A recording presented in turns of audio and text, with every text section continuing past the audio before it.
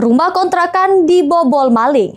Singgo belasan hewan peliharaan pecah ayam Bangkok, burung lovebird, murai, duit tunai 2.500.000, serta dokumen penting lengit digasak pelaku. Akibat peristiwa itu korban bikin laporan polisi.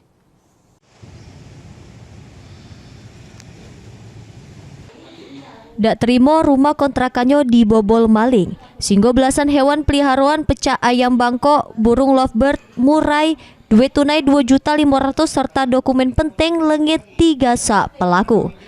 Akibat peristiwa tersebut, korban datangi SPKT Polrestabes Palembang bikin laporan polisi. Dikato ke korban, dirinya baru nyadari rumah kontrakannya di Jalan Pangeran Ratu Lorong Melati dimasuki maling. Pas pagi harinya selik rumah sudah berantakan, sama pintu buri terbuka. Pas dicek bener bae banyak yang hilang.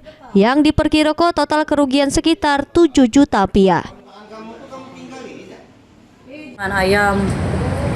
Ayam, burung, dompet, duit, tanah, yang kehilangan nih dibongkar ini di belakang lewat belakang.